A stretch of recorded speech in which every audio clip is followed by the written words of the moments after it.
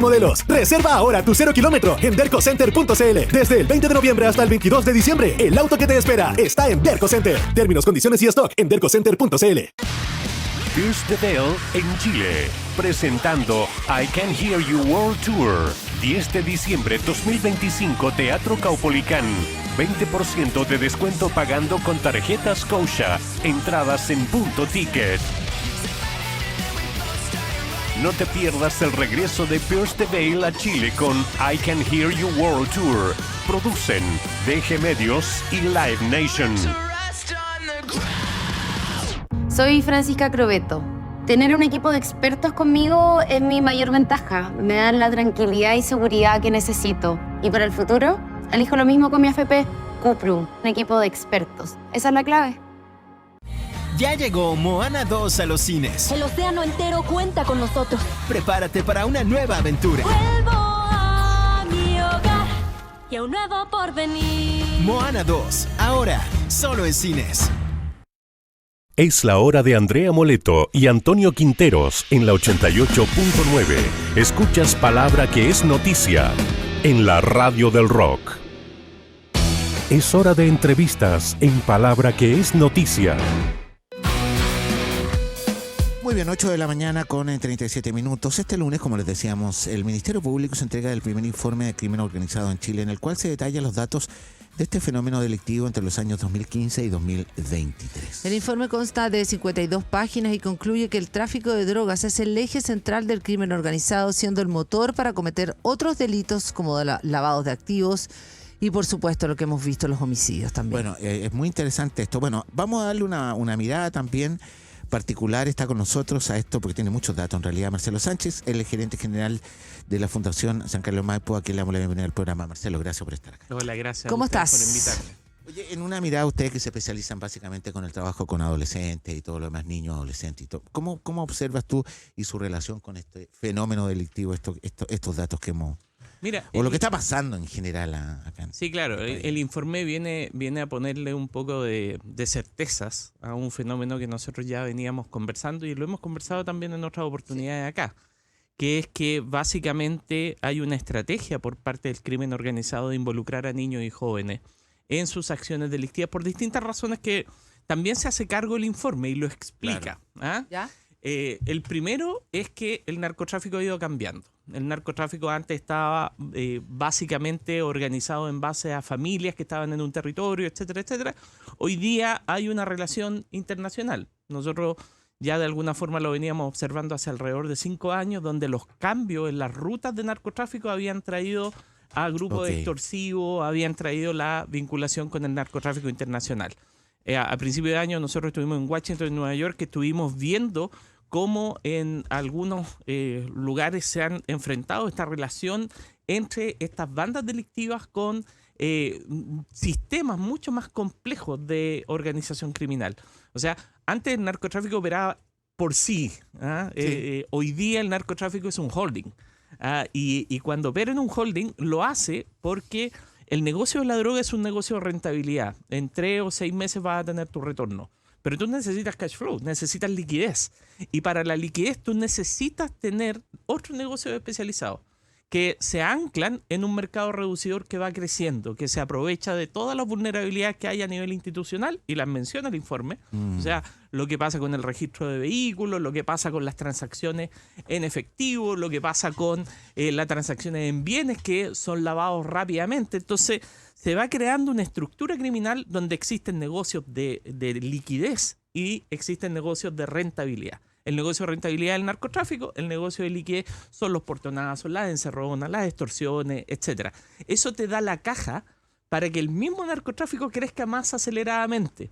Porque en la medida que tú tienes liquidez, puedes expandir tus operaciones. Y es lo que ha ido pasando. Y para eso reclutan a niños y jóvenes, para que se inicien en aquellos mercados como, por ejemplo, el robo de vehículos o el microtráfico que le da caja.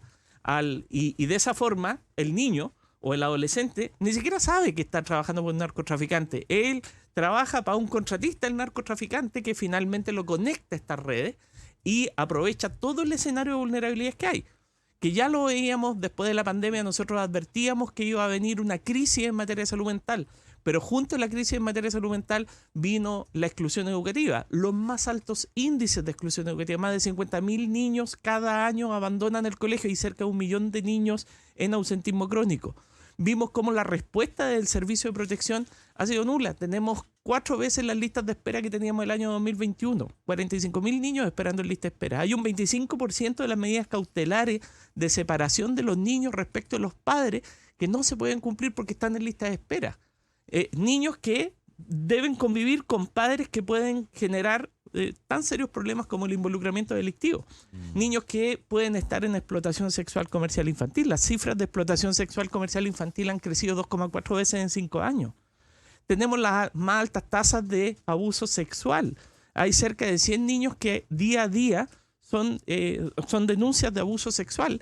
Estamos con más de 40.000 denuncias al año. Entonces tenemos muchas brechas. Los niveles de violencia van aumentando. Vemos más violencia al interior de las familias. Hay poco apoyo para que las familias trabajen la parentalidad de una manera más positiva. Se reduzcan los niveles de violencia directa que hay al interior. Vemos más violencia en el entorno, donde las quitadas de droga, el control territorial que empieza a ejercer el narcotráfico son señales también de dominio y de admiración por esa mano que finalmente les seduce por la muestra de poder que hay en el territorio. Y vemos también mayor conflicto en el aula escolar, donde finalmente los niveles de conflicto han crecido cerca de un 40% en los últimos años.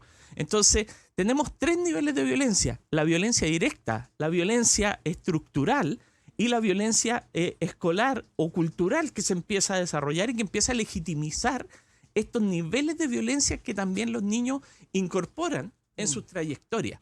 Entonces, ellos que empezaban en trayectorias delictivas que eran más periféricas, cuando el narcotráfico los reclutaba para sapos, los tenía más o menos al margen de la organización delictiva, hoy día los mete como protagonistas de la organización delictiva en ciertos tipos de delitos, principalmente los delitos contra las personas, porque se vale básicamente de 3 condiciones fundamentales: la protección legal que le da el legislador a los niños y que por lo tanto lo mete en un sistema penal que tiene penas menos gravosas o inexistentes cuando es un inimputable.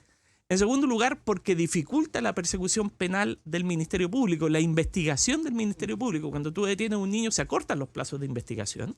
Y en tercer lugar, porque rompe la cohesión social en el territorio donde opera el narcotráfico o el crimen organizado, porque ningún papá, ninguna mamá, ninguna abuelita va a cooperar con la autoridad si tiene un niño que participa en una banda delictiva.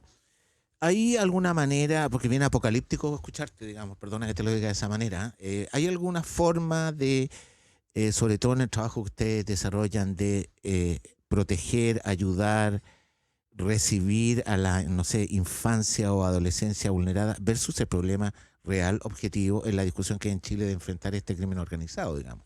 Yo creo que hay gente que opta por represión pura y dura.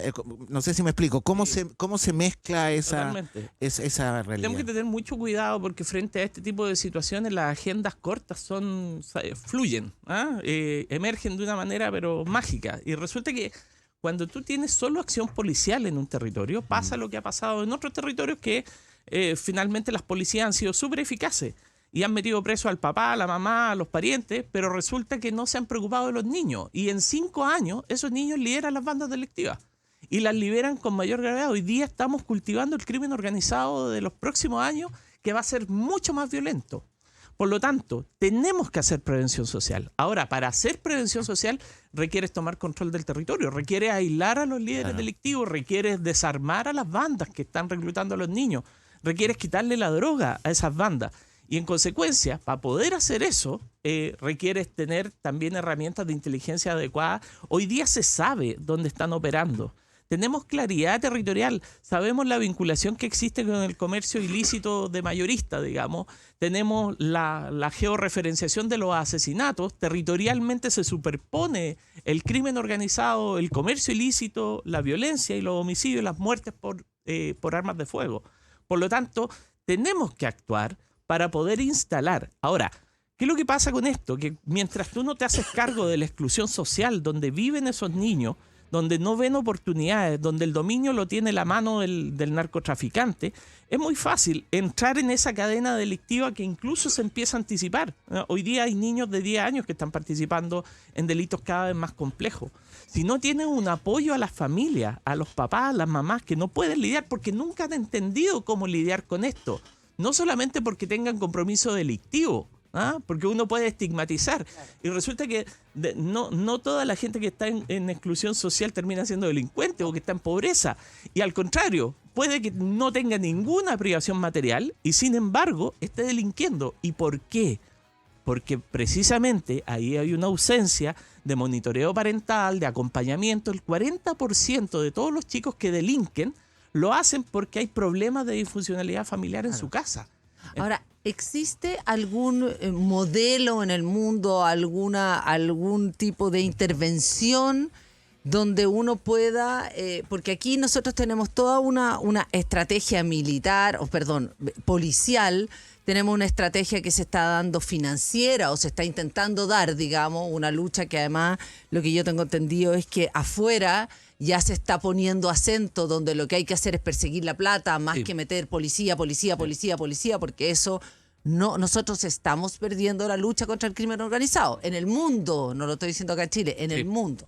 Entonces, ¿qué estrategia has visto tú que puede dar alguna luz, alguna idea? Sé que es multisistémica, sé que no existe una bala de plata, lo tengo súper claro, la policía no es una bala de plata, la parte económica no es una bala de plata, pero ayuda.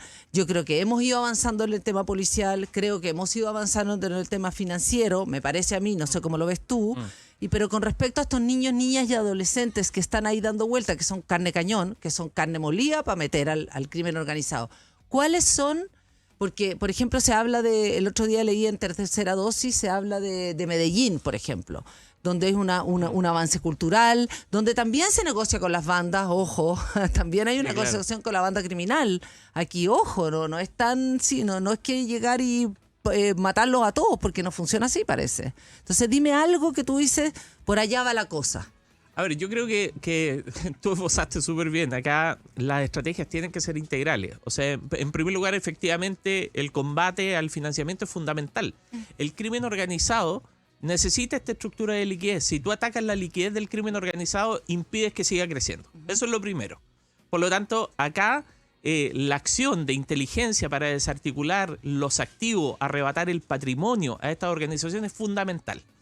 En segundo lugar, hay que, juntamente con esto, aislar a los líderes clave, porque hay mucho poder en las bandas, en la medida que los líderes hoy día básicamente son invisibles dentro de la cárcel.